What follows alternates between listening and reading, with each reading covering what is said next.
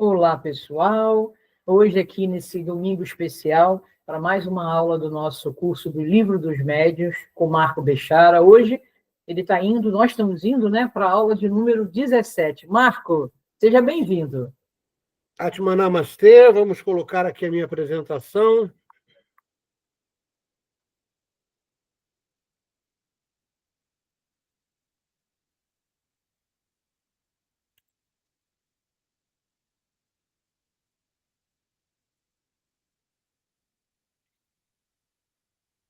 Todos vendo?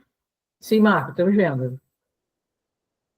Atman Namastê, que a paz do Senhor Jesus esteja conosco e que possamos bem cumprir a nossa tarefa, a qual nos foi destinada. Hoje nós vamos falar dos capítulos 11, 12 e 13. Alguém podia perguntar, Marco, por que 3 capítulos ao mesmo tempo? Porque eles são bem curtos. Porém, os 3 capítulos curtos acabam dando um tempo, vamos dizer assim, considerado, tá? Então, nós vamos falar do item 139 ao 143, que é o capítulo 11, sobre sematologia e tipologia. O capítulo 12, que é pneumatografia e pneumatofonia, que é do item 146 ao 151, e sobre a psicografia, do item 152 ao 158, sendo que sobre a psicografia e médios psicográficos, nós ainda vamos falar na próxima aula, que é o próximo capítulo, tá certo? Então, vamos lá, porque a aula é um pouquinho, vamos dizer assim, um pouquinho maior do que as outras que a gente vem gravando aí, de 40, 45 minutos, ok? Então, vamos lá. Bom, todo momento de reflexão que eu sempre abro aqui o curso dos médios, ele tem 2 objetivos. Um é fazer com que aquela informação possa ser aplicada em outras realidades e outras verdades que o mundo espiritual nos traz. E a segunda é fazer com que haja uma memorização de coisas que a gente sempre fala, né? Talvez já tenha falado em aulas passadas, ok? Então, hoje a gente vai falar sobre o fluido cósmico, tá? Então, o que nós conhecemos, né, vamos dizer assim, é muito pouco, é 4% da matéria, né, que dá aqueles 118 elementos da tabela periódica. Porém, se você considerar o conceito da ciência, existe também uma tabela periódica para matéria escura. Por quê? Porque o fluido cósmico, segundo a ciência, ele é dividido em 3 partes: matéria conhecida, matéria escura e energia escura. Então, a gente inicia fazendo uma reflexão sobre o que seria essa tabela periódica da matéria escura, que é aproximadamente, aí eu coloquei essa aproximação para mais, 24% do universo. Tá? Se nós considerarmos 6, que é o número de elementos da tabela periódica, né, de 118 elementos da matéria conhecida, a gente vai ter 118 vezes 6, que dá 700 tipos de matéria que nós não conhecemos. Marco, o que seria essa matéria? São partículas, tá? Marco, a gente só conhece 118, não é isso? Então, por que a gente multiplica por 6? Por causa do percentual de 24%. Tá? Então, você vai verificar que só de matéria escura que nós não conhecemos, porém que estão presentes no nosso orbe, estão presentes aqui, né, na nossa realidade, tem 708 tipos de partículas que nós não sabemos a função, não sabemos como ela funciona. Tá? Então, isso é a matéria escura. Já a tabela periódica da energia escura, e aí eu fiz uma aproximação para menos, ficou 72% do universo. Tá? Então, isso é 18 vezes o número de elementos da tabela periódica, que é 118 elementos. Então, a matéria conhecida, né, que a gente já viu, que são 4% apenas. Ou seja, se eu multiplicar 118, que é o número que nós conhecemos da tabela periódica, da matéria conhecida, por 18, isso dá 2.124 tipos de energia que nós não conhecemos. Marco, e essas energias estão aqui junto de nós? Sim, tá? Então a gente vai verificar que muitas manipulações que Jesus fazia do fluido cósmico eram consideradas não só a energia escura, mas a matéria escura, que Jesus conhecia muito bem. Tá? E nós ainda não sabemos direito a função, para que serve, tá? E por muitas vezes a gente até consegue fazer essa manipulação com a fé. Tá? Se eu somar 2.124 mais 708, eu tenho um total de 2.832 elementos que nós não conhecemos. Caramba, Marco, peraí. Então, do universo conhecido, nós temos 118 partículas que nós conhecemos, que estão na nossa tabela periódica. E o que a gente desconhece são 2.832 partículas completamente desconhecidas. Tá? Então, veja que o nosso querido Isaac Newton estava coberto de razão. O que nós conhecemos é uma gota, o que desconhecemos é o oceano. Porém, a ciência, principalmente a física quântica, vem nos ajudando a entender melhor isso. Então, por isso que a ciência sempre caminha junto com o conhecimento espírita. Vamos ver quais são os objetivos específicos dessa aula de hoje. Primeiro, identificar o conceito de sematologia, bem como exemplos da aplicabilidade histórica. Segundo objetivo, identificar os conceitos de tipologia, bem como sua evolução dentro do contexto histórico da doutrina espírita. Identificar o conceito de pneumatografia, identificar exemplos na história de fenômenos de pneumatografia, identificar o conceito de pneumatofonia, identificar exemplos da história de fenômenos de pneumatofonia, identificar as formas e a evolução da psicografia na história do espiritismo. Tá? Então, nós começamos exatamente com o capítulo 11, onde nós vamos falar sobre a sematologia e a tipologia dos itens 139 a 145. Vamos lá, o significado de sematologia. Sematologia vem do grego sema, tá? Ou semato, que significa sinal. Logia vem de logos, que é o discurso, é a palavra. Né?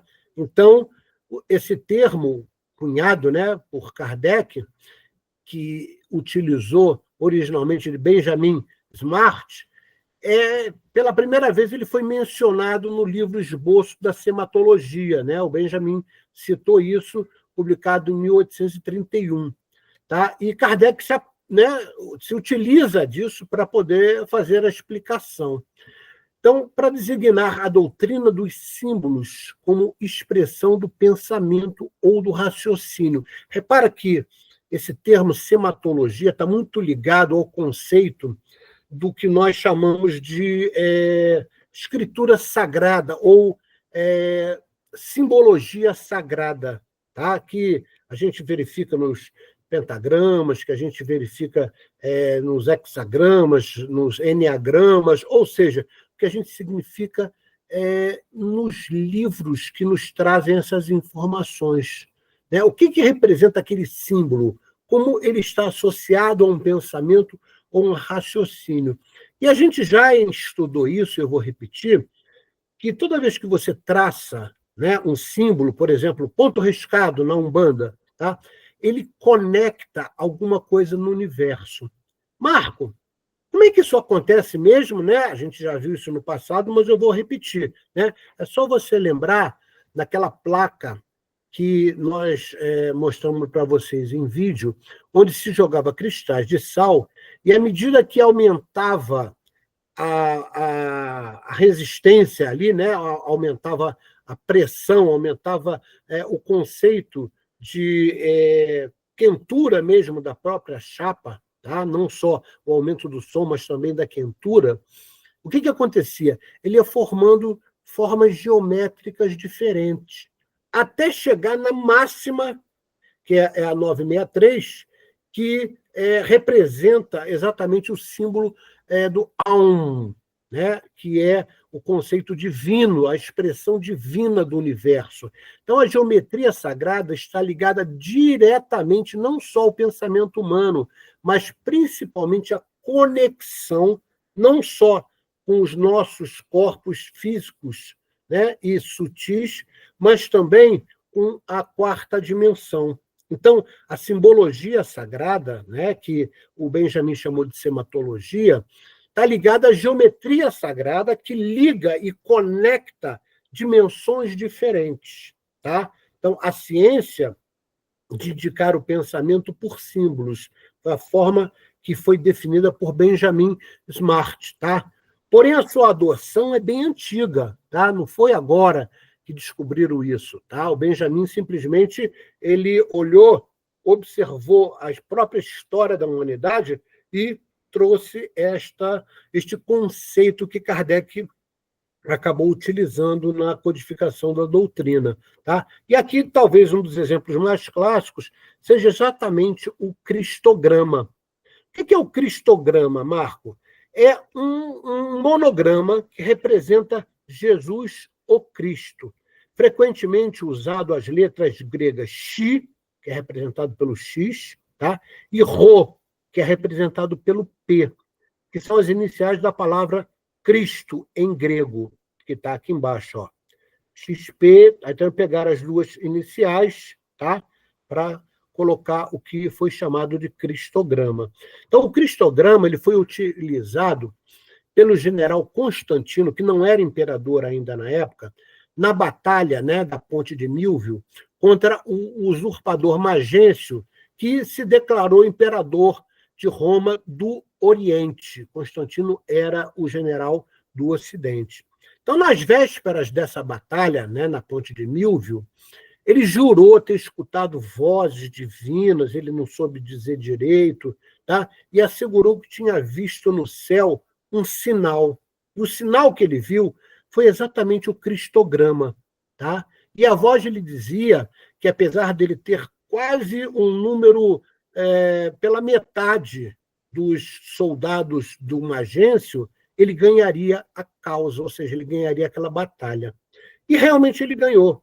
Então, com a vitória, os imperadores Constantino e Licínio, que dividiam o Império de Roma no Ocidente, eles iniciam uma política de incorporar o cristianismo ao poder romano. Tá? E ele faz isso no ano seguinte da batalha, a batalha ocorreu em 312 depois de Cristo, e no ano seguinte, já ocorreu ali pelo finalzinho de 312, então no ano seguinte ele ele protocola um édito, chamado Édito de Milão, né, que proibia a perseguição aos cristãos, dava liberdade aos cultos cristãos. Isso foi exatamente a mola precursora para que, muito tempo depois, tá, o imperador em 380, outro imperador, pudesse trazer o cristianismo para Roma, num conceito oficial, como religião oficial de Roma, tá certo? Então, esse início, através do Édito de Milão por Constantino, foi muitos anos depois, em 380, né, pelo imperador Teodósio, transformado em religião oficial de Roma, através de outro édito, chamado de Édito de Tessalônica. Tá? Então, no Ocidente, só para vocês saberem como é que ficou essa história aqui, o Constantino acaba entrando em guerra também com Licínio e acaba unificando o Império Romano do Ocidente. Ok? Então, o cristograma é um exemplo vivo na história, inclusive bíblica, de sematologia que o Benjamin Smart trouxe muito bem, ok? Que está ligado ao conceito que nós já estudamos de geometria sagrada. O termo sematologia é utilizado na doutrina espírita para designar a transmissão do pensamento dos espíritos por meio de sinais, tais como ruídos, batidas, movimento de objetos e por aí vai. Tá? Então, veja, Kardec se apropria desse conceito para dar causa a explicações que eram contidas, né, dentro ali dos fenômenos espíritas, que trouxeram, vamos dizer, o conceito da história, de como a evolução da comunicação espírita foi evoluindo. Então, a sematologia, que foi utilizada por Kardec, era a transmissão do pensamento do espírito através de sinais, não especificamente, como a gente vê hoje, como se fosse a psicografia, ou até a fala direta, e por aí vai. Tá? Então, tudo que tinha conceitos de sinais, como ruído, batida, movimento de objeto, era usado esse termo. Tá? E também era utilizado o termo tiptologia. Tá? Então, o significado de tiptologia é uma forma de comunicação obtida pela sucessão de pancadas. Então, repara, já houve uma evolução aqui, de sematologia para tiptologia. Quando havia uma continuidade na comunicação, né, e isso caracteriza um fenômeno inteligente, essas pancadas, né, ou batidas curtas, feitas em algum material rígido, por exemplo, como uma mesa, uma cadeira, uma parede, tá? Elas produziam um ruído e elas começavam a manifestar inteligências. Né? Então, o pessoal que estava, por exemplo, na mesa mediúnica dizia assim, olha, se for sim, dá 2 batidas, se for não, dá uma só. Então, repara, essa continuidade de comunicação, né, porque havia uma sucessão, ela acabou caracterizando o que Kardec chamou de tiptologia, tá certo? Então, na história do Espiritismo, a tiptologia foi o meio utilizado nas primeiras comunicações entre encarnados e desencarnados, no episódio protagonizado pelas irmãs Fox, em Hydesville, nos Estados Unidos. Né? Vocês devem lembrar que, quando a gente estuda a história do Espiritismo, teve o evento dos Shakers, né, que era uma comunidade, depois o evento das irmãs Fox, que traziam esse conceito de comunicação através de batidas. Tá? Isso ocorreu em 1848. Então, repara, o Livro dos Espíritos foi lançado em 1857. Tá? Então, a gente vai verificar que 10, 11 anos antes, praticamente, né, 9, 10 anos antes, começou a haver a caracterização, até isso atravessar o oceano, chegar na Europa, e Kardec ser chamado, né, pelo amigo para ver ali os fenômenos que estavam ocorrendo, que tinham um princípio inteligente. Daí ele conclui, bom, se isso é uma causa inteligente, tem um princípio inteligente por trás. E aí começa toda a codificação e todo o estudo de Kardec. Nesse episódio aqui que a gente citou das irmãs Fox, registrou-se a utilização da forma mais simples de tiptologia, que foi a tiptologia por básculo.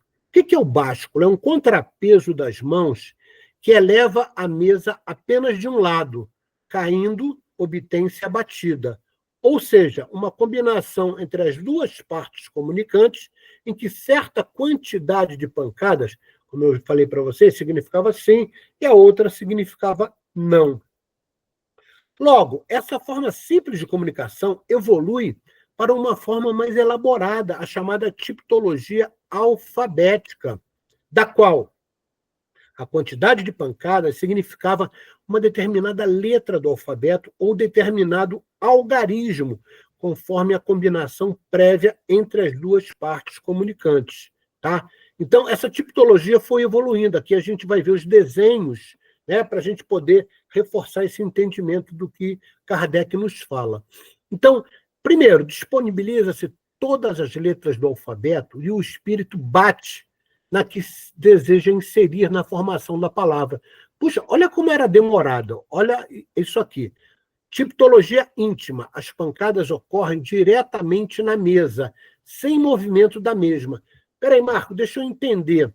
Antes, o que eles faziam? Eles acreditavam que era necessário elevar a mesa e, quando a mesa caía, havia um sinal. Esse sinal representava alguma manifestação inteligente. Ó, se for 2 caídas, é não. Se for uma só, é sim. Né? Então, daí eles evoluíram para a tiptologia íntima, que era a pancada na mesa. Tá? Marco, o espírito batia na mesa? Não, ele manipulava isso mentalmente, tá? E pela sua vontade, ele é como se a mesa fizesse um barulho de dentro para fora, tá? Então, isso foi chamado de tipologia íntima. E os novos instrumentos, a partir desse conceito, que a mesa podia, entre aspas, responder, foram criando novos instrumentos para facilitar, tá, essa comunicação e até a própria palavra escrita posteriormente. Então, um tipo de telégrafo elétrico, ou seja, uma agulha móvel, indicava a letra. Marco, eu tenho que ver isso para entender. Então, está aqui, ó, tá? Foi chamado de mesa Girardin, tá? Onde tem uma agulha fixa, ou seja, a agulha não se mexe, e o disco girava. Eles fizeram isso como uma forma de mesa. Tá? Então, eles perguntavam ao espírito, se você é homem, diz sim.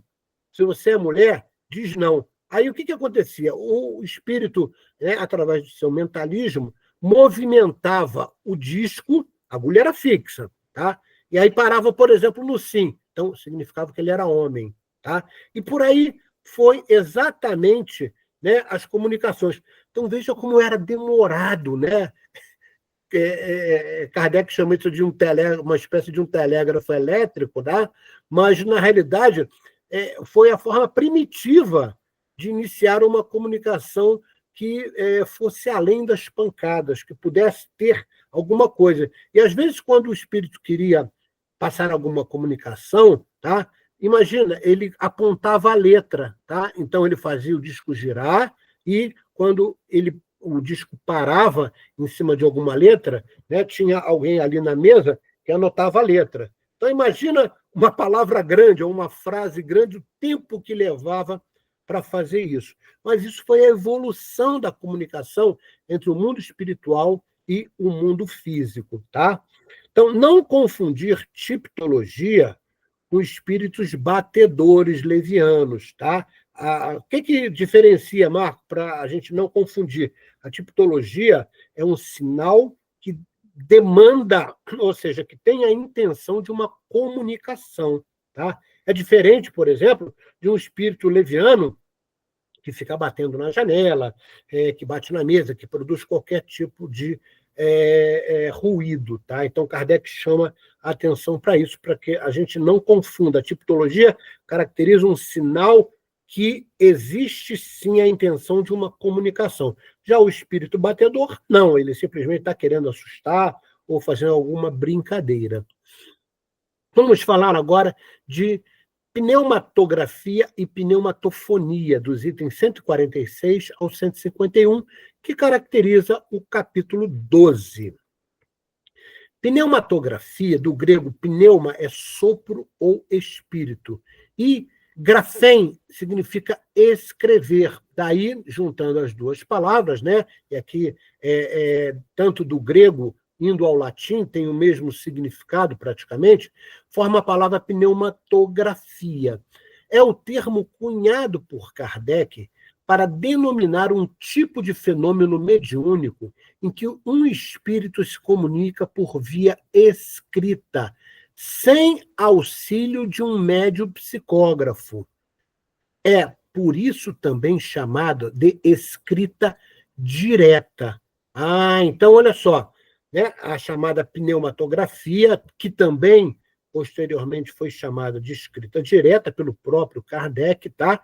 Não existe a intervenção, tá, de um médium psicógrafo. Ele simplesmente consegue se expressar sem utilizar o médium. Marco, temos exemplo? Temos exemplo, sim, vamos ver já já. Apesar de não prescindir da mão de um médium, a pneumatografia, como quase todos os tipos de fenômenos mediúnicos, necessita da presença de um médium de efeitos físicos. Para quê? Para que haja, né, a doação de ectoplasma. O ectoplasma cria aderência, tá? E essa aderência faz com que haja, por exemplo, né, uma escrita direta na parede, como foi o caso de Belsazar, que a gente vai ver já já, como foi o caso da escrita direta que aconteceu no Monte Sinai, com Moisés, né, que são os exemplos que a gente vai mostrar aqui embaixo. Para que o espírito seja capaz de realizar sua intervenção na realidade física, ele precisa desse ectoplasma. E ele tira isso de onde? De médios de efeito físico, tá certo? Mas ele não usa a mão do médio para escrever. Então, os exemplos bíblicos que a gente tem, até Moisés recebendo, né, segundo a lenda, por luz, né, que cunha na pedra exatamente palavras em hebraico que posteriormente nós ficamos conhecendo como os 10 mandamentos. Tá? Então, isso é um dos exemplos bíblicos. E o segundo é Belzazar, tá? Ali, quando o Império Babilônico estava para tomar o seu reinado, né? Ele se assusta no palácio, porque ele vê essa mão aqui, ó, né, escrevendo alguma coisa. E o que foi escrito ali? Foi um aviso para Belzazar, que era o rei da Babilônia, né? Ele era filho de Nabucodonosor, e essas mãos escreveram na parede o seguinte, né? Mene, ou seja, contado foi o seu reino e ele está chegando ao fim. Tekel, pesado foste e em falta estás, logo seu reinado é parsim, será dividido. Tá? Aí os medos e persas estavam, no dia seguinte, invadindo a Babilônia e assume o poder ali do reinado de Belzazar. E ele foi avisado espiritualmente exatamente pela escrita direta. Tá? Então, é outro exemplo bíblico que nós temos da escrita direta ou pneumatografia. A escrita direta se obtém, como em geral a maioria das manifestações espíritas não espontâneas, pelo recolhimento, a prece e a evocação. Kardec aqui já está falando, talvez, de um momento posterior. Por quê? Porque na época de Kardec ainda haviam, né, e hoje em dia é muito raro, mas na época de Kardec ainda havia a escrita direta, a pneumatografia, tá? Porém, para que isso acontecesse, era necessário que o silêncio, a prece, tá? E a própria evocação. Por favor, vocês querem manifestar alguma coisa? E aí o espírito via, por exemplo, que não tinha nenhuma forma de se comunicar, tá? Então ele plasmava essa mão, tá? E escrevia em algum local, sem a utilização, vamos dizer assim, consciente de um médium. Tá? Ele poderia se apropriar, por exemplo, de médios de efeitos físicos que não sabiam nem que eram médios de efeitos físicos. Ele plasmava aquela mão, tá? E aquela mão, sendo formada por ectoplasma, que é, na realidade, o dejeto do fluido vital, ele conseguia escrever. Tá? Mas seria muito mais fácil se ele usasse, por exemplo, né? A psicografia através da mão de um médico, porém, se não tivesse naquele ambiente. Então, o que nós estamos estudando aqui no Livro dos Médiuns é a história da evolução da comunicação entre os espíritos e os humanos, né, encarnados. Nessa escrita, né, direta, o espírito não se serve nem das nossas substâncias, nem dos nossos instrumentos. Então, repara essa afirmação. Para escrever, ele não precisa de ectoplasma. Ele, no caso, utiliza o ectoplasma, por exemplo, aqui, ó, no caso do Belzazar, para plasmar a mão, tá? Para poder ter visibilidade, ele aumenta a luminosidade, né, daquilo que ele plasmou e mentalmente ele forma a mão. Tá? Mas se ele não quiser mostrar uma mão e quiser escrever direto, ele não precisa do ectoplasma. Tá? Ele vai simplesmente se servir das substâncias que estão contidas no fluido cósmico. Por isso é que a gente abriu essa aula com uma reflexão das partículas que nós não conhecemos, das quase 3.000, 2.900 e poucas partículas que existem, né? Só no nosso sistema solar, nós só conhecemos 118. Então, os espíritos podem, sim, pelo seu mentalismo e usando, né, o seu chakra do plexo solar, porque apesar de ser espírito, ele continua com chakras, tá? Ele consegue sim fazer essa comunicação sem utilizar o ectoplasma. Porém, se quiser plasmar a mão, precisa do ectoplasma para que haja visibilidade, ok? Então, ele próprio faz a matéria e os instrumentos dos quais tem necessidade, tirando os seus materiais do elemento universal primitivo, que é o fluido cósmico. Marco, por isso que você falou que nós abrimos a aula falando exatamente sobre isso, porque muitas partículas que os espíritos conseguem manipular, nós ainda não conhecemos. É só lembrar, são mais de 2.800 partículas que não conhecemos e apenas 118 partículas que conhecemos, que constam na nossa tabela periódica. Tá? Então, quando eles se apropriam desses elementos, né, de, vamos dizer assim, modificação do fluido cósmico, que o fluido cósmico em si ele é puro, né? E à medida que ele se aproxima dos orbes, ele vai criando densidade e criando novas formas de matéria, seja matéria escura ou de energia escura, tá? Então ele faz sofrer por sua vontade, né, e seu mentalismo, as modificações necessárias ao efeito que quer produzir, tá? Então, isso aqui está escrito exatamente no item 148, que nós trazemos aí o exemplo que fica muito nítido aqui nesse conceito de Belsazar, ok? Pneumatofonia. Do grego pneuma, como a gente já viu, é espírito, e fonia vem de foné, tá? Que é som ou voz. Então, ou seja, é a voz do espírito, a comunicação oral do espírito, sem o concurso do aparelho fonador humano. Espera aí, Marco, deixa eu entender. O espírito pode, sim, num processo, né, de acoplamento de chakras, se comunicar através, por exemplo, do chakra laríngeo. E aí ele utiliza a fonação do médium. Porém, ele também pode fazer soar um som e dar a forma a esse som, da mesma forma que você ouve, por exemplo, quando está numa ventania, às vezes o vento está... Daqui a pouco ele faz... Se você, por exemplo, pegar uma janela e botar a janela quase fechada ali, o que vai aparecer? Vai parecer que o vento está assobiando. Né? Então, repara, estou só dando um exemplo para você que, conforme você cria uma circunstância, o próprio som altera a sua forma de chegar aos nossos sentidos. Então, os espíritos sabem disso.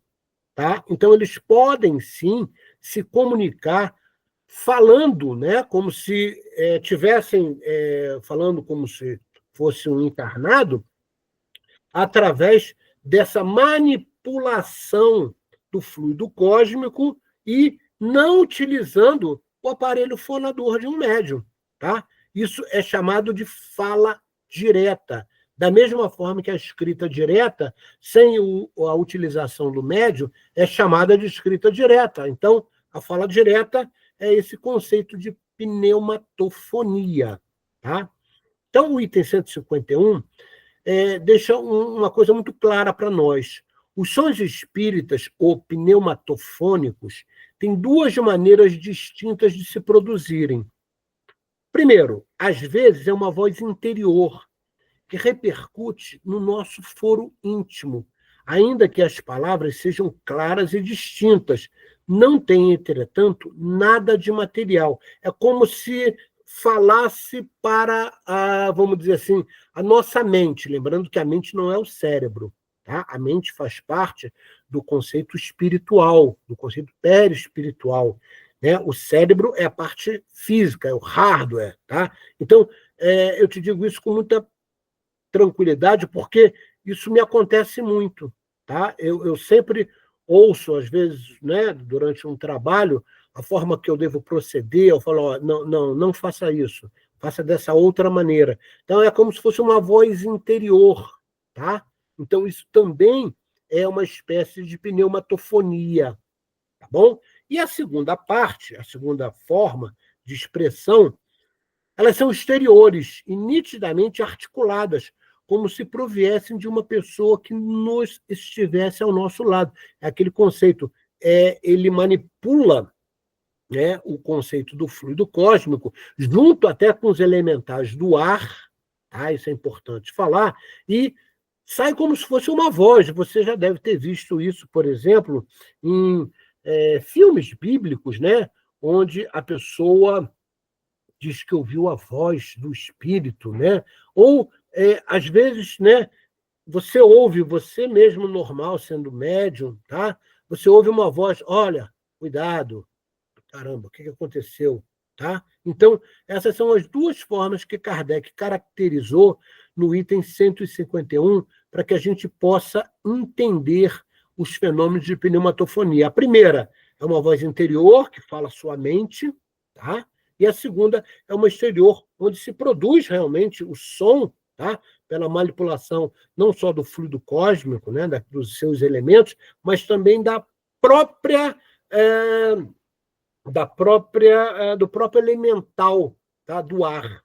Tá? E aí, para isso, ele utiliza dos silfos ou sílfides, tá? Para dar formato àquela manifestação sonora.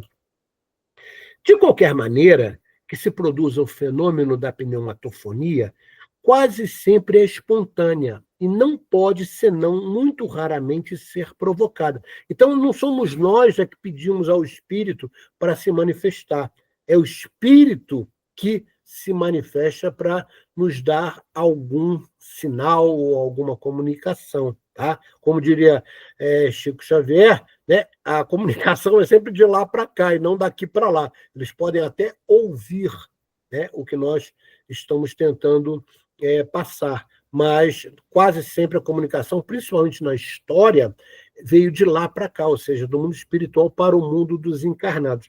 É óbvio que com a evolução do espiritismo, né, e nós adentrando ao mundo de regeneração, isso vai ficar praticamente na mesma proporção. Nós também vamos conseguir nos comunicar com os espíritos, né, nós sendo os protagonistas da comunicação, nós é que iniciamos.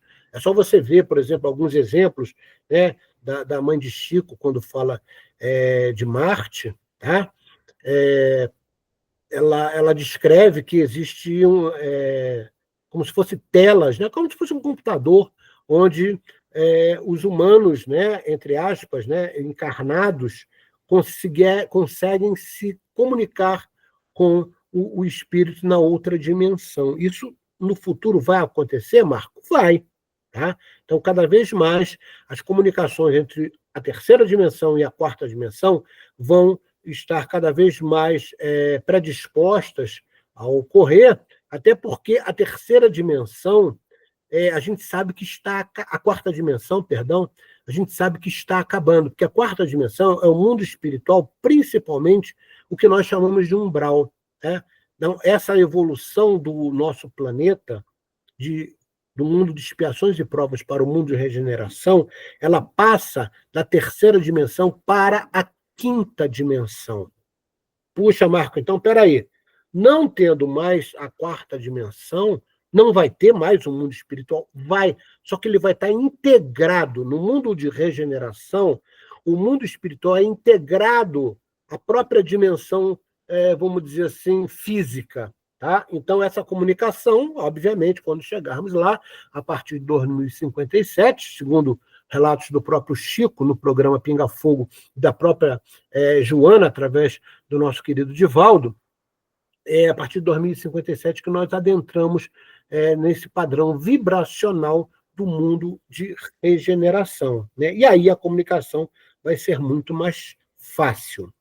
Então, exemplo, convocação pelo Espírito Santo em Antioquia, né, de Barnabé e Saulo. Tá? Isso está escrito em Atos 13, do item 1 ao item 4. Tá? Então, eu quis trazer aqui um exemplo bíblico para vocês saberem que isso não é agora, não foi Kardec que descobriu. Tá? Ele simplesmente transcreveu uma realidade que sempre esteve presente. Se nós quisermos procurar isso também no Antigo Testamento, também vamos encontrar fenômenos de pneumatofonia, de pneumatografia, e por aí vai. Kardec foi o codificador, por isso que o nome codificador é aquele que consegue interpretar os códigos que, por muitas vezes, eram não só ocultos, mas principalmente ignorados, né, pelas mentes humanas encarnadas. Vamos, então, falar agora da psicografia, que é o último capítulo, que abrange do item 152 ao item 158. Vamos lá na questão 152. A ciência espírita ha progredido como todas as outras e mais rapidamente do que estas. Alguns anos apenas nos separam da época em que se empregavam esses meios primitivos e incompletos, a que trivialmente se dava o nome de mesas falantes, né? As mesas girantes, mesas falantes com pancadas. Então, Kardec está dizendo, já na época dele, tá? Já estava havendo essa evolução. Imagina 150 anos depois. Essa evolução continua. A lei do progresso, ela é obrigatória, não só para, vamos dizer assim, o desenvolvimento espiritual, mas para os próprios mundos. Então, a lei do progresso vai o quê? Nos trazendo novas formas, ou seja, vai evoluindo. E já nos achamos em condições de comunicar com os espíritos tão fácil e rapidamente, como fazem os homens entre si, e pelos mesmos meios, a escrita e a palavra. A escrita, sobretudo, tem a vantagem de assinalar de modo mais material a intervenção de uma força oculta e de deixar traços que se podem conservar, como fazemos com a nossa correspondência. O primeiro meio de que se usou foi o das pranchas e das cestas munidas de lápis. Então, olha o que o Kardec deixou claro aqui, que o processo é contínuo da evolução. E, da mesma forma que os espíritos iniciaram, né, com batidas, né, com o conceito da tipologia, que era aquela batida que tinha um significado, né, a coisa foi evoluindo. E hoje a gente sabe, né, que as escritas, por exemplo, vamos pegar o mundo atual, né, a escrita que você coloca, por exemplo, num texto do WhatsApp ou num texto de e-mail, é prova que alguém realmente se comunicou com você. Se alguém só falar para você, alguém pode dizer, eu acho que você está mentindo. Tá? Então, Kardec deixa isso claro, que a escrita ela tem, vamos dizer assim, uma supremacia, não só de prova, mas de deixar um legado. Daí você vê, por exemplo, né, os mais de 400 livros que o nosso querido Chico Xavier nos deixou, os mais de 300 livros que o nosso querido Divaldo Franco nos deixou, né, foi através da escrita, da psicografia. Então, é isso que Kardec, há 150 anos atrás, já nos profetizava. Então, vamos ver no desenho agora, para que vocês possam assimilar melhor. Então, pegava-se um lápis, né, e usava uma prancha, furava a prancha e o lápis. E aí, o que acontecia? O espírito manipulava, né, aquela prancha. Então, veja como é que o processo foi evoluindo. Depois, eles acharam o seguinte, olha, essa prancha aqui é difícil, porque tem que equilibrar. Vamos botar ela dentro de uma cesta? Botaram dentro da cesta e fez a cesta chamada cesta peão. Tá? Ou seja, a cesta já tinha uma forma de equilibrar melhor, né? Porque os pesos são contrabalanceados, e havia mais, vamos dizer assim, possibilidade, mais facilidade do espírito manipular ali a sua intenção e fazendo com que houvesse alguma comunicação escrita, tá certo? Então, nesses processos, né, que caracterizam exatamente o conceito primitivo ainda, né, a escrita era confusa, era uma forma de espiral, rabiscos, as pessoas não entendiam direito, pois o lápis efetuava giros com o objeto e as palavras não estavam separadas corretamente, então vinha junto, não dava para escrever direito. Imagina você querer escrever, né, com um cesto no meio. Porém, na época, eles não sabiam como facilitar isso. Então, eles foram testando. Na realidade, o que a gente está estudando aqui agora, né, no livro dos médios, é uma forma de histórico de testes de como a psicografia foi evoluindo. O médio tem que girar o papel várias vezes para ler. Tá? Por quê? O espírito, às vezes, não conseguia manipular as curvinhas das letras, aquela coisa. Então, o médio tinha que ficar girando o papel ali para ver se ele conseguia traduzir, entre aspas, né, o que estava querendo ser passado. Já no item 154, Kardec nos diz o seguinte: vários outros dispositivos foram imaginados para alcançar o mesmo fim. Ou seja, as pessoas que trabalhavam, né, já nesse conceito de aperfeiçoar a comunicação, começaram a testar um monte de coisa para ver se era melhor. Né? Então, eles falaram, o sexto também é meio complicado. Vamos usar uma caixa de papelão. Tá? Então, da mesma forma, eles furavam a caixa de papelão, né, e botavam a folha de papel embaixo, mas tinha o mesmo problema. Às vezes o espírito não conseguia, pela sua própria vontade, o seu mentalismo, manipular aquele conceito, né? E aí a palavra não saía direita, saía esquisita, e aí o médium tinha que ficar ali por baixo, né? Tentando decifrar para onde ia o lápis. Posteriormente, houve uma evolução, eles saíram do cesto, do papelão, né? E foram para uma junção entre uma haste. Tá? Então, olha como era feito. Uma haste com um cesto. Foi chamada de cesto de bico. Tá? Por que, Marco? Por que isso fez? Porque, repara, fez uma espécie de um tripé. Então, não precisava haver, por exemplo, a flutuabilidade do objeto, como acontecia na cesta, como acontecia na caixa de papelão. Aqui já tinha um anteparo. Tá? E aí, o que acontecia? A folha de papel tinha que continuar correndo também. Né? Porque não, o espírito estaria ali manifestando sua vontade, escrevendo no mesmo local. Tá? Então, também era complicado. Tá? Posteriormente, eles acharam o seguinte, olha, já que as mesas são girantes e elas se movimentam, que tal a gente colocar um lápis amarrado, né, preso em uma das pernas da mesa e uma folha de papel embaixo? Então, veja, hoje falando, chega a ser irrisório, chega a ser engraçado, né? Mas, na época, eles não sabiam como fazer. Por isso, eles estavam testando. Né? Como eu falei para vocês, a gente está explicando isso porque isso faz parte da história da própria psicografia. Por isso é importante, né? Kardec achou importante e nós, como instrutores do livro, achamos importante vocês saberem isso. Posteriormente, né, eles pegaram, vamos tirar a cesta e vamos colocar, vamos dizer assim, uma haste de madeira, ou seja, um pouquinho mais encorpada, e fazer um furo, né, para que o espírito podendo... Aí, olha como fica mais fácil. Ele podia manipular a haste. E aí, manipulando a haste, ele manipulava ao mesmo tempo o lápis e começava a escrever. Facilitou. Repara que isso aqui é uma progressão. Porém, ainda era bem difícil. Tá? Nesses casos, o médium controla a posição do lápis, linha a linha. A escrita não é mais em espiral e torna-se fácil de ser lida. Porém, olha o tempo que isso levava. Tá certo? Então, é o histórico de como é que a psicografia foi se aperfeiçoando antes de usarem o médium, né? Todos esses processos foram conhecidos como psicografia indireta. Então, se algum dia alguém falasse, isso era uma psicografia indireta, é porque usava desses artifícios para que o espírito pudesse se comunicar. Tá? Isso está nos ensinado na questão, no item 157.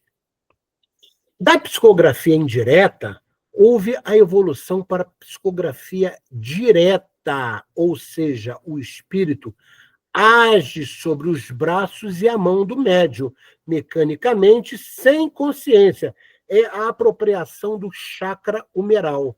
Então, né, os próprios espíritos benfeitores começaram a orientar a espiritualidade que queria se manifestar, e disseram a eles o seguinte, se você for conectar o médium, tá, para que haja essa passagem de informação, essa comunicação, primeiro se utiliza do chakra humeral, né? Ele está aqui na altura do nosso aqui atrás das costas, né?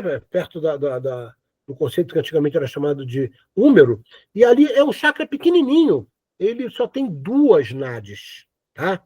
E, inclusive, é um chakra perigoso hoje, a gente sabe, porque é muito fácil de um espírito se apropriar dele para manipular. e chegar até o asna, que é o nível da consciência. Tá? Então, eles começaram a fazer essa conexão entre chakras, entre, né, o chakra humeral e o nível de consciência do espírito, e isso era levado a conduzir a cesta escrevendo com lápis o que o espírito queria se comunicar. Então, repara que coisa engraçada. Apesar deles começarem a entender que poderia haver um contato direto com o médium, eles ainda utilizavam a cesta, a prancha e o lápis. Eles ainda não sabiam que o chakra humeral, né, estava ligado exatamente ao plexo braquial, que dá a possibilidade de manipulação da mão, que é o que a gente chama da escrita mecânica ou inconsciente. Tá? Então, como eu falei para vocês, isso tudo foi sendo testado, era um progresso, tá certo? Então, a partir daqui, na questão 157, Kardec deixa claro o seguinte para a gente: suprimir esse intermediário, que é a cestinha, né, ou a prancha, e colocar o lápis na mão do médium. Terei o mesmo resultado com um mecanismo muito mais simples, uma vez que o médium escreve como faz em condições normais. Assim, toda pessoa que escreve com a ajuda de uma cesta, uma prancheta ou um outro objeto, pode escrever diretamente. Então, Kardec, né, deixa claro o seguinte, ó, da mesma forma que vocês usavam aí, né, um artifício da cesta, né, vocês simplesmente, com a conexão pelo chakra humeral, vocês acabam controlando o plexo braquial, e o plexo braquial dá a oportunidade de você, né, pela sua intenção, manipular a mão do médium, que é exatamente a psicografia que a gente conhece. Porém, vamos reforçar que quando ocorre essa apropriação, né, que é permitida, o mentor sempre tem que permitir um conceito de conexão entre chakras de encarnados e desencarnados, o mentor tem que estar presente sempre, tá?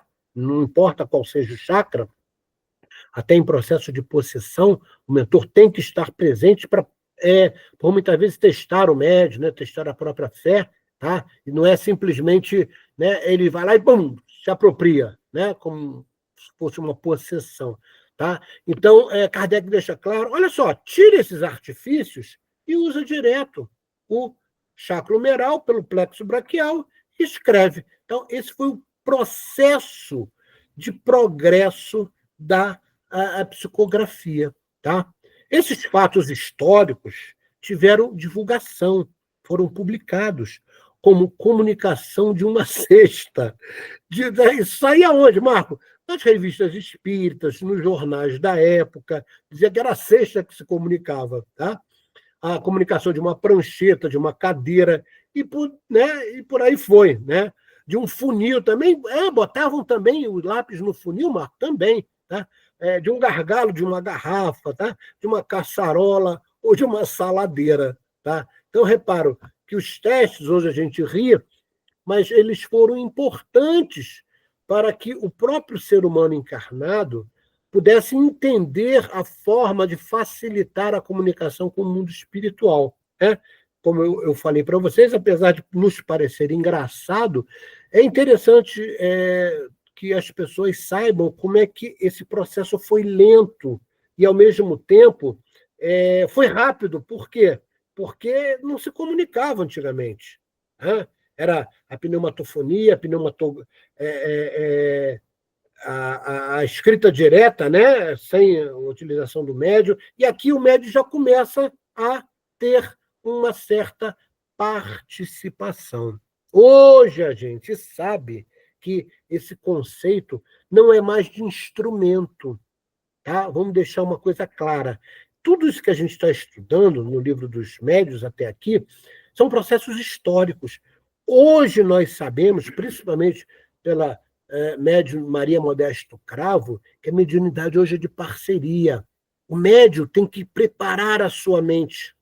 O médium tem que estar em plena reforma íntima. Para quê?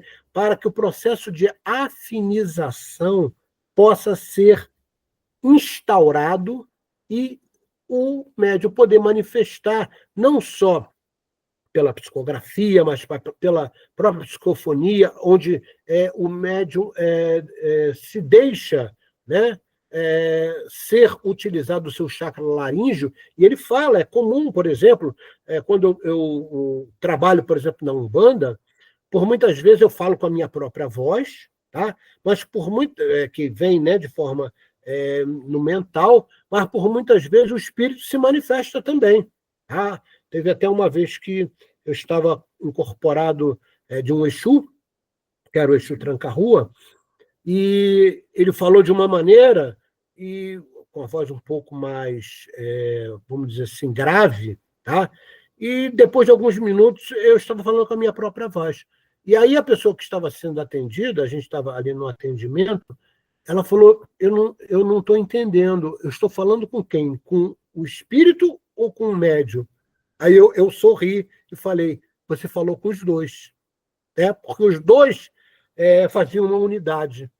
A incorporação é isso. É uma unidade que, na realidade, apropria a fusão dos chakras com um bem maior, que é dar instrução, no caso dos atendimentos. Ok?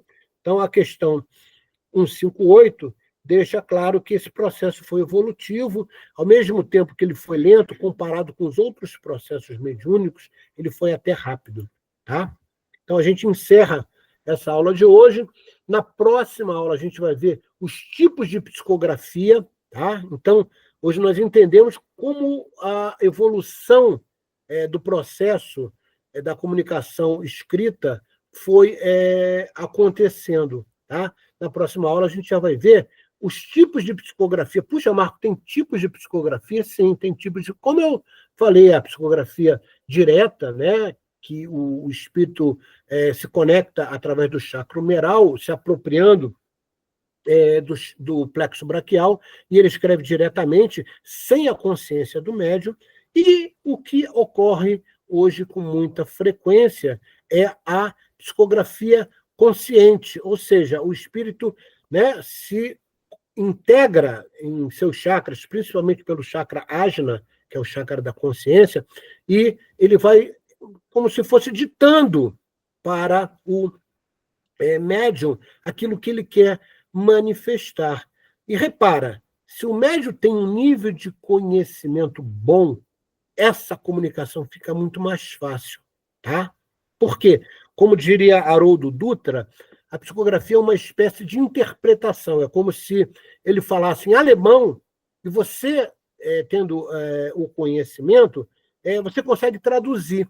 Eu gosto muito dessa explicação do Haroldo Dutra, né? Que ele diz que é uma espécie de tradução, de uma interpretação tradutiva. Né? E a gente vai ver exatamente isso na próxima aula, que também nos chega a psicografia consciente, completamente. Então, quanto maior for o nível de conhecimento do médium, mais facilidade. E a gente vai também, a gente já falou sobre isso, diferenciar da canalização. A canalização, às vezes, é apenas uma mensagem. Tá? Eu canalizo muito, tá? O espírito, às vezes, quer me dar um recado, eu canalizo aquela informação, e a psicografia não, ela já tem um conceito mais textual, tá? Como a escrita de um livro e por aí vai. Ok, meus irmãos? Então, Atma Namastê, até o próximo domingo. Que a paz do Senhor Jesus esteja convosco e espero vocês, porque a coisa está ficando cada vez mais interessante. Um abraço. Beijo no coração.